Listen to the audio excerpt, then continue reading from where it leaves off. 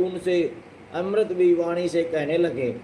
श्री भगवान ने कहा, जिनके लिए तुमने आत्म संयम आदि के द्वारा मेरी आराधना की है, तुम्हारे हृदय के उस भाव को जानकर मैंने पहले से ही उसकी व्यवस्था कर दी है।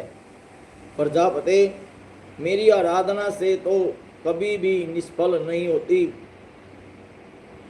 फिर जिनका चित्त निरंतर एकांत रूप से मुझ में ही लगा रहता है, उन तुम जैसे महात्माओं के द्वारा की हुई उपासना का तो और भी अधिक फल होता है। प्रसिद्ध यशस्वी सम्राट स्वयंभुव मनु ब्रह्मावर्त में रहकर 7 समुद्र वाली सारी पृथ्वी का शासन करते हैं। प्रियवर शासन करते हैं। विप्रवर वे परम धर्मज्ञ महाराज महारानी शत्रुपा के साथ तुमसे मिलने के लिए परसों आएंगे। उनकी एक रूप यौवनशील और गुणों से संपन्न श्यामलोचना कन्या इस समय विवाह के योग्य है।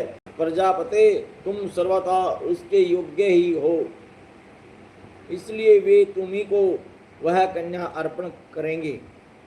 ब्राह्मण गत अनेकों वर्षों से तुम्हारा चित्त जैसी भार्या के लिए समाहित रहा है, अब शीघ्र ही वह राजकन्या तुम्हारी वैसी ही पत्नी होकर यथेष्ट सेवा करेगी और तुम्हारा तेज गर्भ में धारण करके उसे 9 कन्याएं उत्पन्न करेगी। फिर तुम्हारी उन कन्याओं से लोक रीति के अनुसार मरीचि आदि ऋषिगण पुत्र उत्पन्न करेंगे। तुम भी मेरी आज्ञा का अच्छी तरह पालन करने से सुदचित हो, फिर अपने सब कर्मों का फल मुझे अर्पण कर मुझको ही प्राप्त होगे।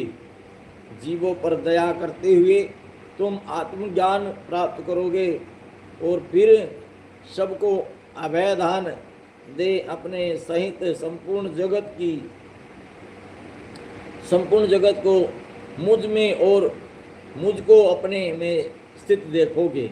महामुने, मैं भी अपने अंश काल रूप से तुम्हारे तेज द्वारा तुम्हारी पत्नी देहूति के गर्भ में अवतीर्ण होकर सांख्य शास्त्र की